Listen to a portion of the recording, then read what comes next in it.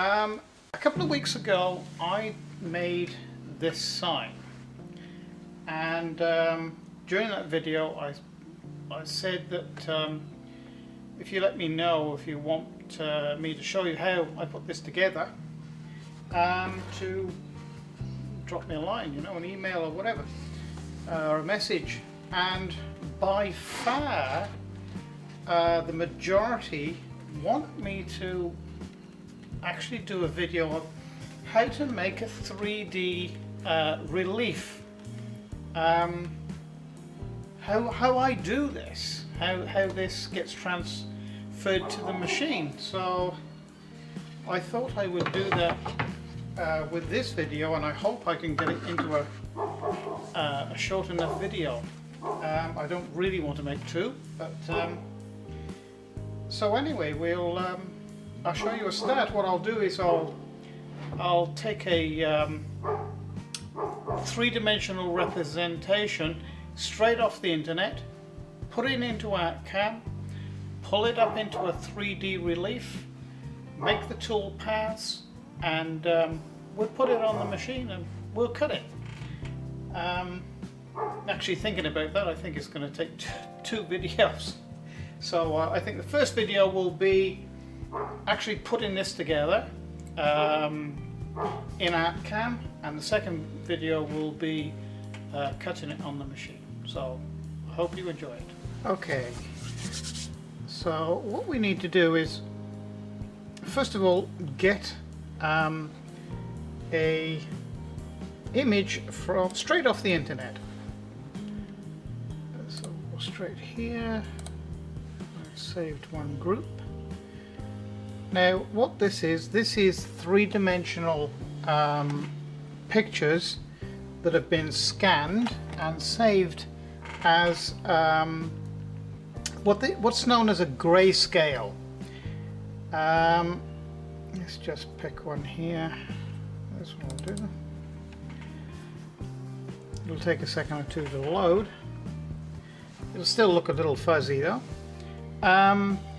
So what this is done, this has been a three-dimensional object, and it's been put into a 3D scanner, and it's been scanned and saved as a grayscale. Now what a grayscale is, that each individual color of gray has been allocated a height in Z, basically. So what we're going to do, so I've shown you that you can just take a grayscale three-dimensional picture straight off the internet, and I save one here and open ArtCam JewelSmith. Now if you purchase ArtCam Express will not do this. You cannot create a three-dimensional relief in ArtCam Express. You can only use the 3D reliefs that come with that program. There are some 600, and it's well worth getting. Now then, the program that you would require to make or 3D reliefs and do what I'm going to show you now is ArtCam JewelSmith or ArtCam Pro. Now they're quite an expensive program. They're about $6,000, so they're not cheap.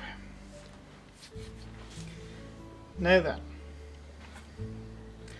we are going to let's make that a bit smaller.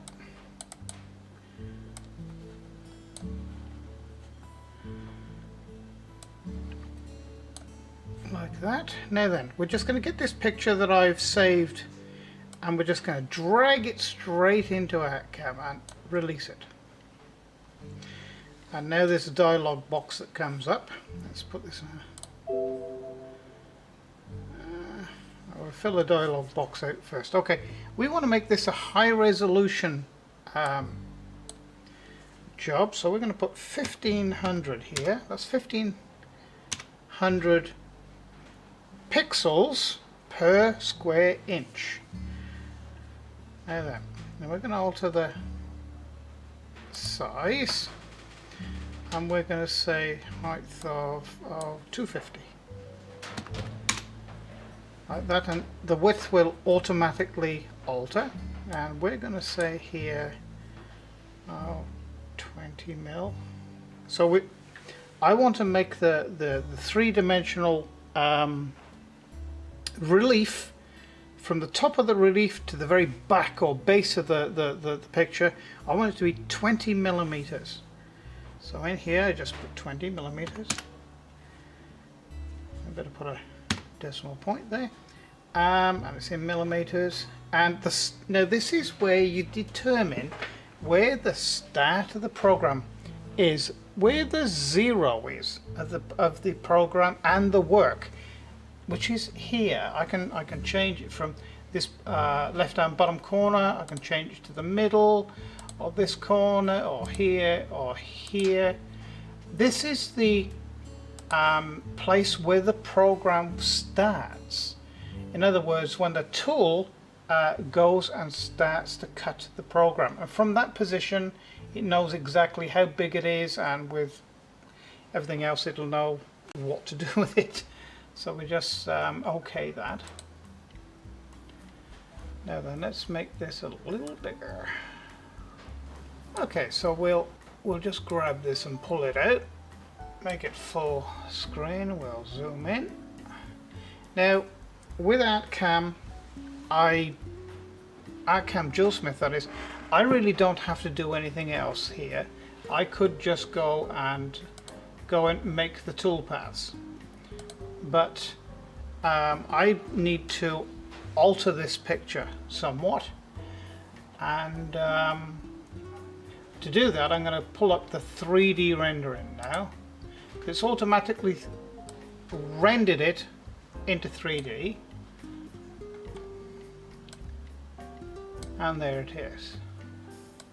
So what we're going to do now is we're going to modify this picture. Now this is the three-dimensional work tool where I can smooth, smudge, deposit material, I can carve material out, or I can erase. So what we're going to do here is we're going to smudge it. Maximum.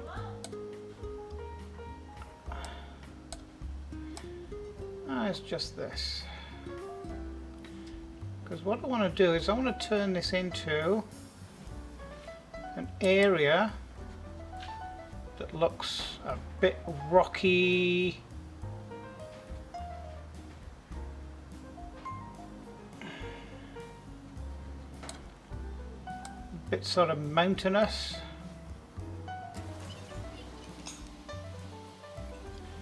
Actually, I don't like that, so what I'm going to do is I'm going to erase it altogether, I think.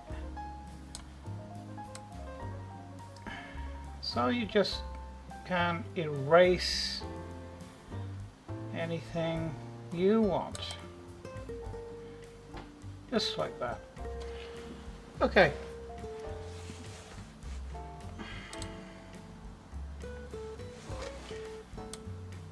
So now what we're going to do, we're going to get like a smooth, the whole relief. In other words, get rid of the blemishes that are here.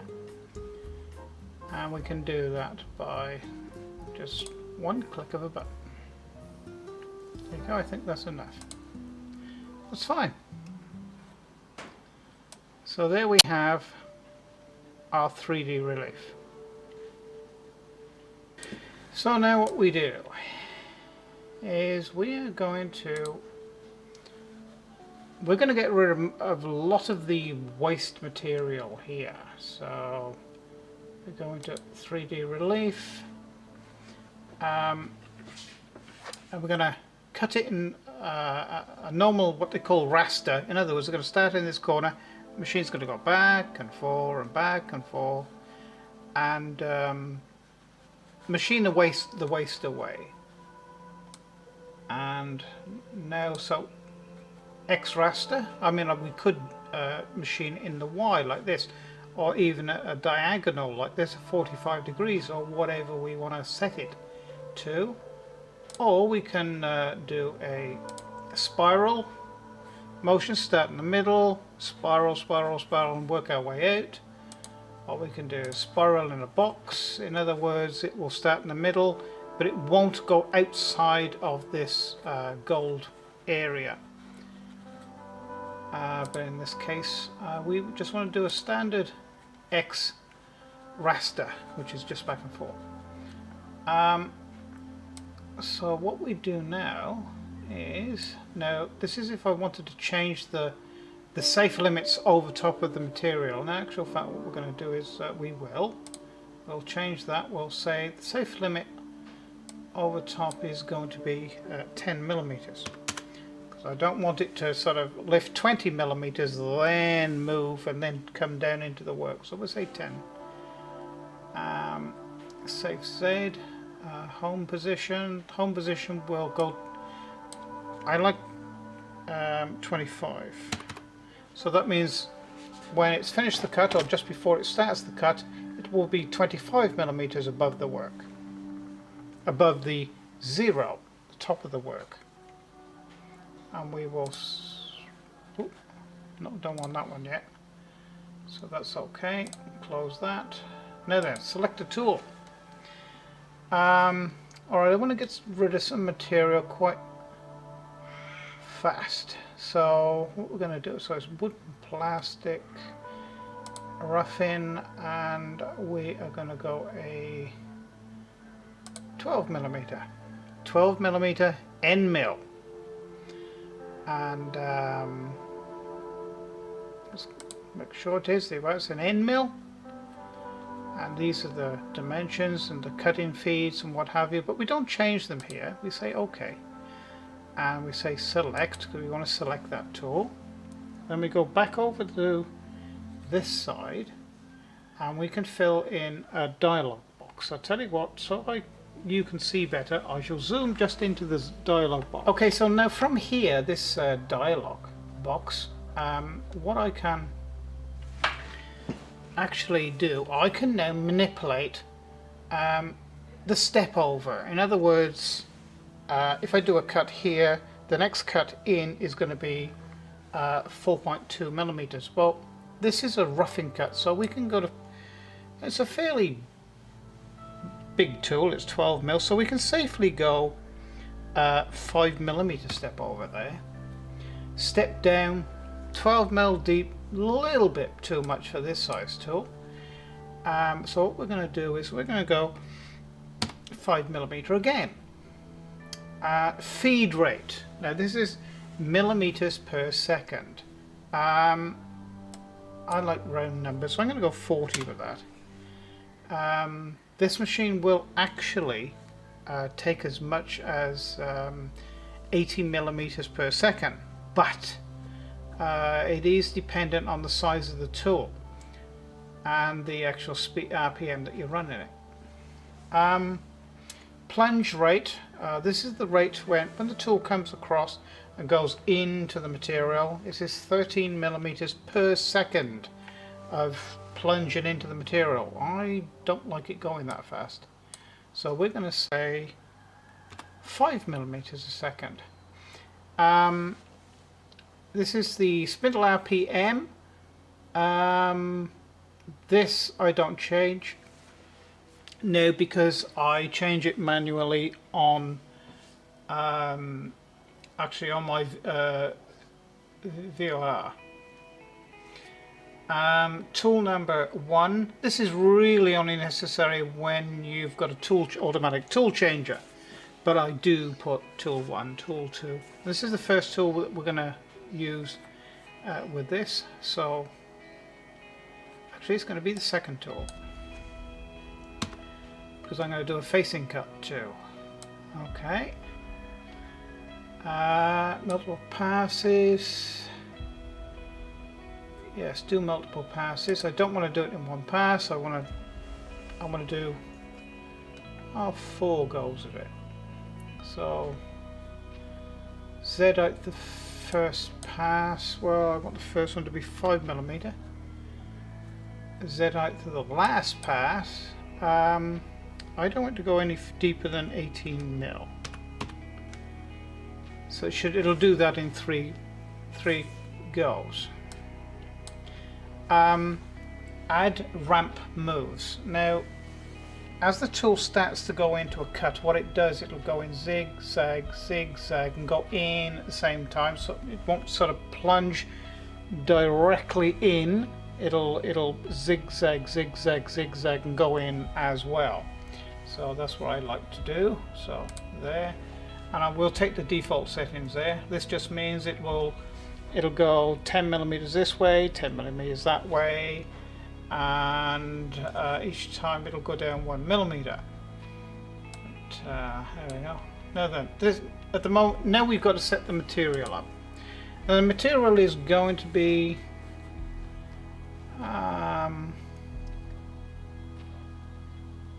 yeah, it probably is going to be about 50 mil, but what we're going to say is it's 20 millimeters, actually 21 millimeters. We're going to trick the program here a bit. We're going to say it's at the top. In other words, the whole 3D relief is going to be from the top to the bottom section here. It's going to leave a little bit of material at the bottom. In fact, it's going to leave about 25 millimeters material there. Okay, material Z0. Now this is where you set the Z0 of the material, which is going to be at the top. So we can OK that. And there it is. Okay, so there's the extremities of our material. And what I like to do is just look to see, make sure that none of the actual 3D release is above the center height of the material. We don't want a piece that's uncut.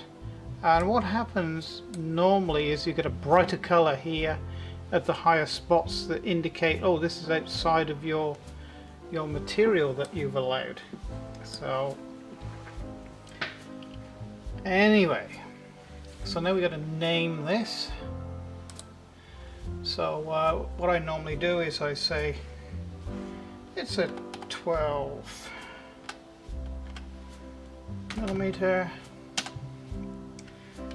and it's a 10 mil, so I just abbreviate everything. N mil, cut 2, cut 2, and it's a roughing.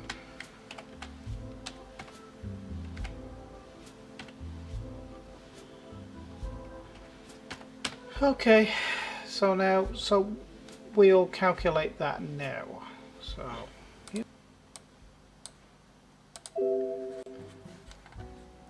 Z height for the first pass is lower than Z height for the last pass. Ah, there you go, see. Now look what I've done. See, this figure, right, start off at 0 is okay. But here, this should have been a minus because we're going below the height of the 0 height of the materials right on the top. So this figure here, the last pass, it's got to be a minus number. And there we go.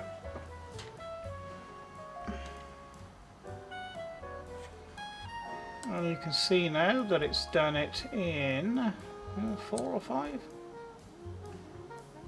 You can actually count the passes. There's 1, 2, 3, 4, 5. There you go. That's 5 of those. So now we can. So that's the roughing cut. So we can close that now, and we'll take the. You can get rid of the red here if you want to by unchecking the little box up there, like that. So now we want to do a finishing cut. So we go back in here, 3D machining again, that one, and leave that as it is, raster in X, Machine safe is okay. Tool, select a tool. Now then. And we're working in wood. It's not a roughing, it's a finishing. So 3D finishing, open that one. And we're going to use a 3mm ball nose, which is one of these. Okay. Cancel that. And we're going to select that. So now we're going to fill in this one. So we make sure ball nose 3mm, step over. Now what I found is that's 0.3mm step over. It still leaves a bit of furriness there. So what I do, and what I found, makes it take an extra half an hour or so to machine, but I go 0.2 of a millimeter. Step down, the program will automatically work that out, but that's like a maximum depth of cut, so I leave that. Feed rate 76 millimeters a second, which is 2 inches. Oh, over 2 inches, actually 2.5 inches, something like that. Yeah, 2.5 inches. It's 3 inches actually. 3 inches a second. It's a little bit quick, so I go down to 40. Plunge rate, very quick, 10 millimeters. So you do have to actually make alterations, and this comes with sort of practice and experience, I suppose. Running the machine, breaking tools, on not being able to cut properly, but this is what I find works on the material that I'm going to cut in here, which is going to be Tasmanian pine actually. That's, I don't have to alter that. So this is going to be tool number 3.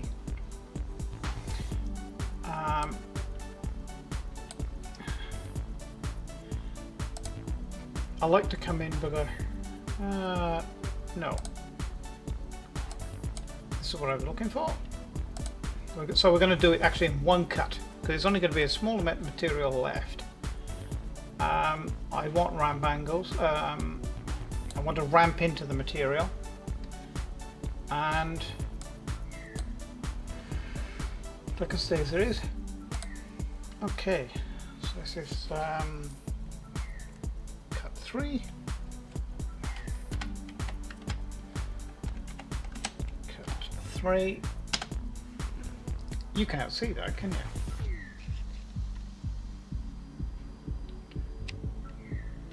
Or can you? Yes, you can. What am I doing? There we go. This is cut 3. And it's a 3mm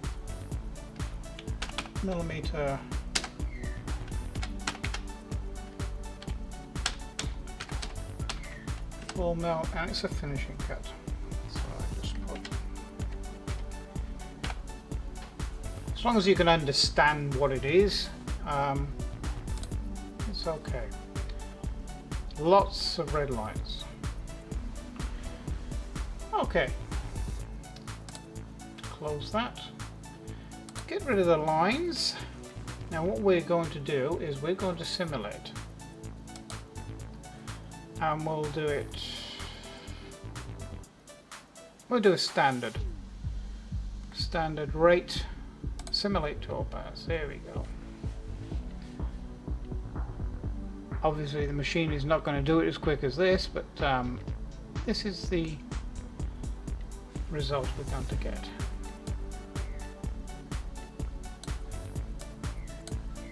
In actual fact, when it is machined in the wood, it's actually a better representation than what you actually see here.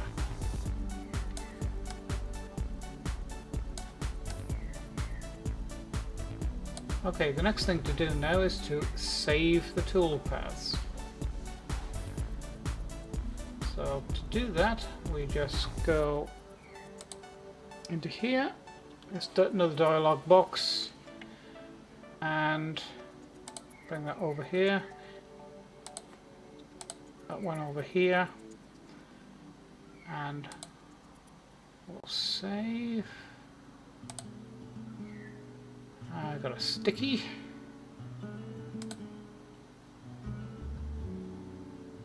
And we'll just save it. This is cut 2. I'm going to name it again, but 2. This is a 12mm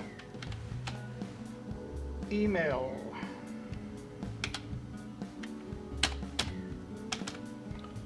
And you save it like that. And that one over here, and this one. And oh, another thing you've got to make sure, actual fact that was wrong. It's got to be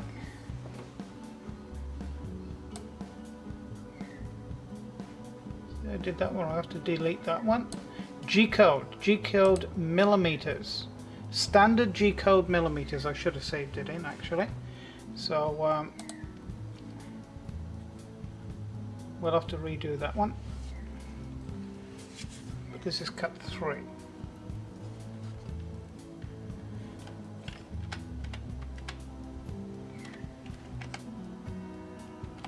Cut 3. 3mm 4mm. This one will take a little longer to save, I think. Yeah. So really, it's really as simple as that. I hope I haven't made it look too easy. I may have made a couple of mistakes myself, but anyway, the next video will be the machining of this piece. And well, I hope you've enjoyed this video today, and if you have, please subscribe, press like, and actually Google did a funny thing with me. They moved my little red box from up here to down there, and they didn't tell me. So you press on that little red box, and that will take you to my YouTube channel, where there's quite a bit to choose from. So all I've got to say now is bye for now.